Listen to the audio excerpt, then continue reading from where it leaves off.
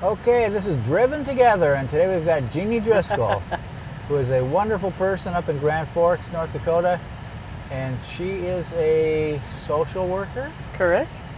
and she'll be riding along today to give us her opinions on full self-driving, and here we go.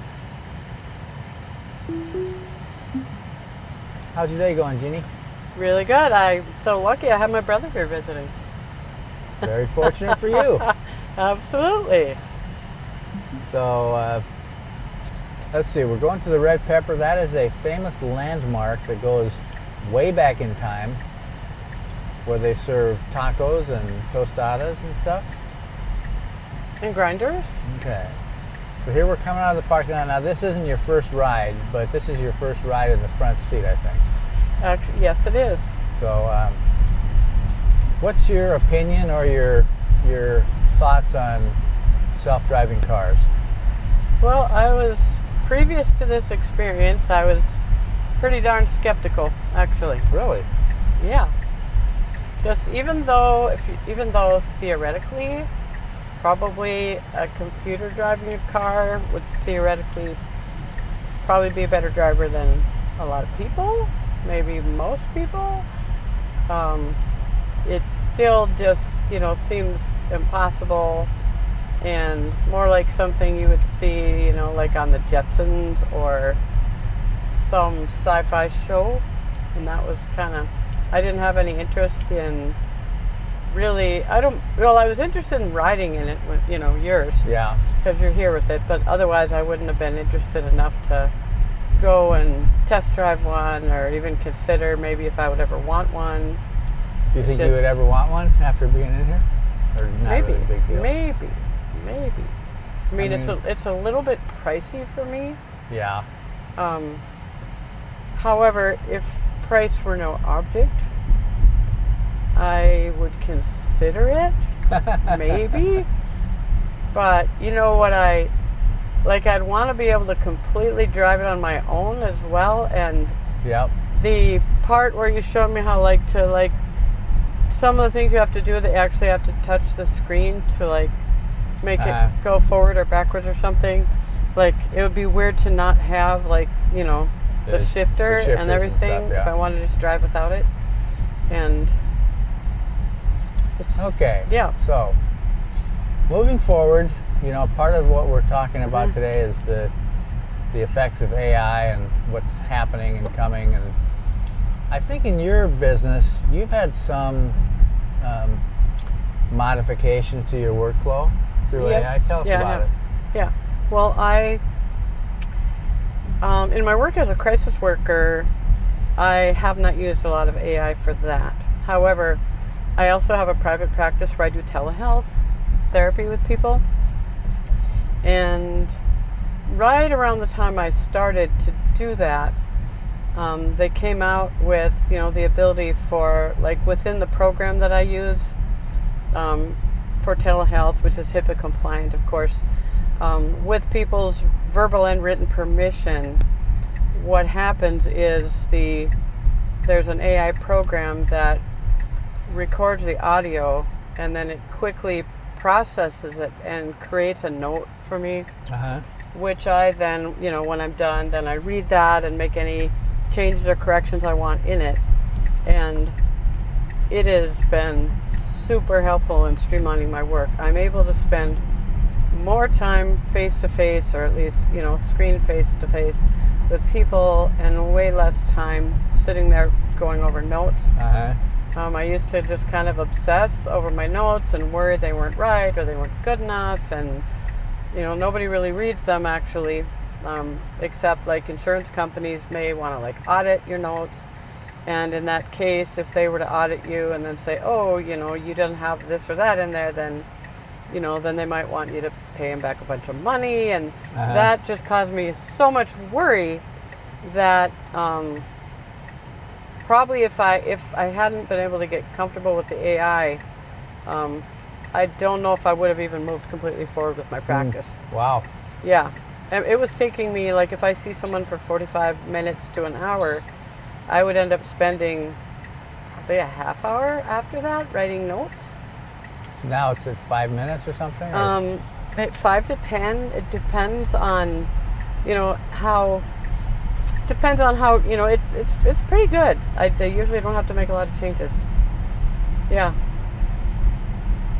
You just Okay, have to, so yeah. I'm going to turn this around here. Okay. Looks like we're going to pull a U-turn here. Oh, it's going to pull a U-turn.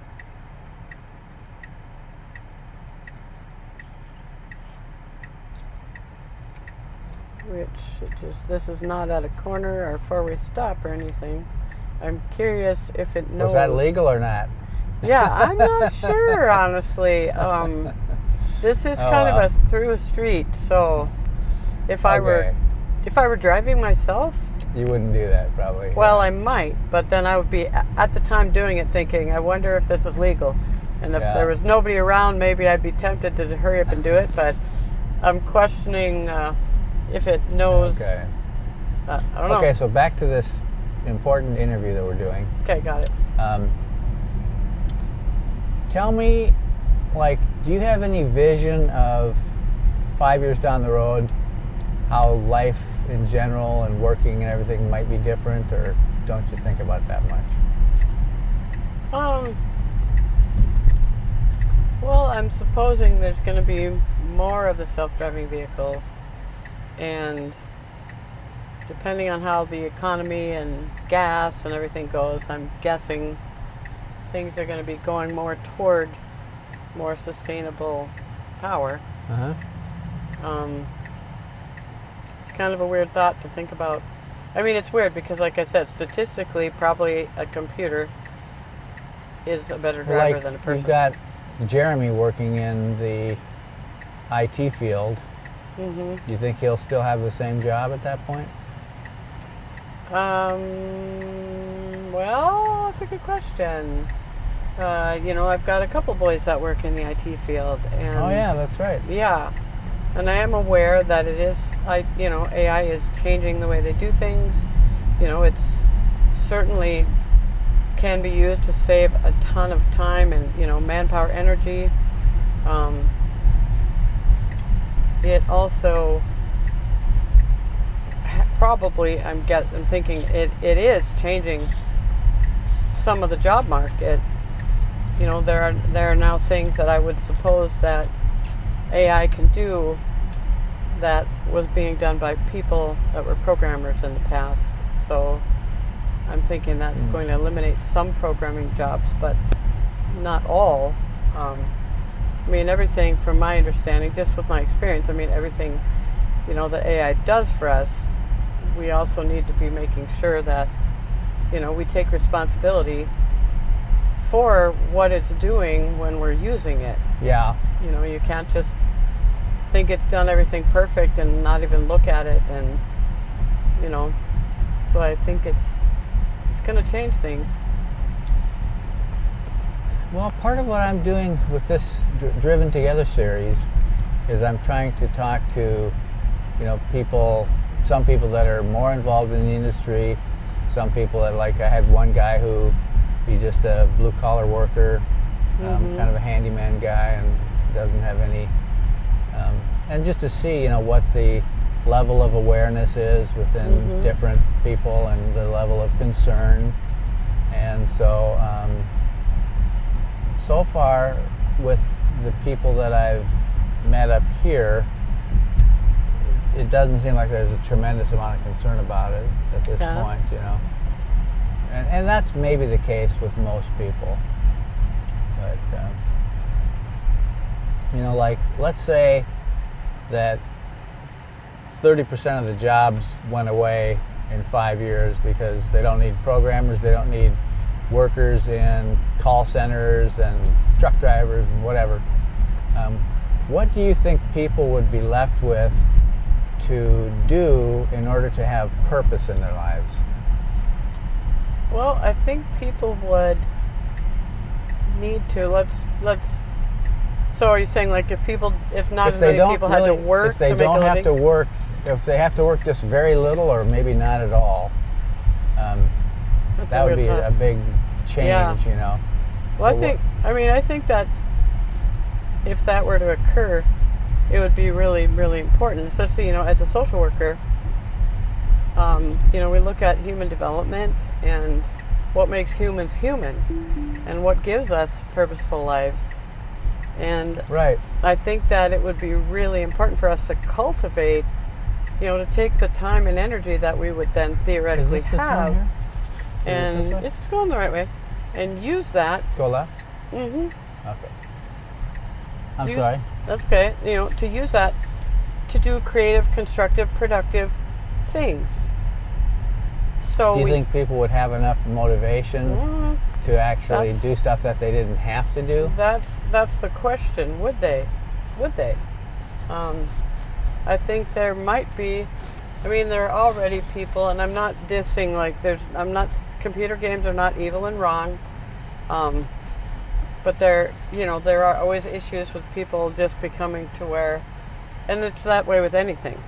I just think there might be a certain part of the population that would, if they didn't have to work, they might be awful tempted to spend a lot of time doing things that are addictive, and not just drugs and alcohol, Uh-huh. but sitting, games just or- sitting around doom scrolling and sitting Uh-huh. around playing games online and not communicating with other people. And so I think it will take some other way to motivate Yeah, people that's to kinda- do something more. What I'm Mm-hmm. curious is what people think is start coming up with ideas. Like, one kind of thing that Mm-hmm. is pretty healthy is like pickleball. I mean, there's so They many can play more people playing pickleball. that more There you days. go. And the ones that play it socialize a lot and stuff too, so they Yeah. don't feel like Yeah. they're lacking in Yeah. life or anything. Well, and essentially, so you have AI, and then you have the connection between like social media, everybody on screens and whatever. That it's not just AI that's the challenge for people Right. socially. Yeah. I think it's really important that people continue to. There's a difference between social media communicating and screen communicating and the experience of actually being physically present and emotionally present Yeah. with other people. Yeah. And I think that's actually important, even to just maintain our health and wellness, our Yeah. mental health. Like, if we don't have that, I would think that there's a pretty big risk of an increase in depression and mental illness.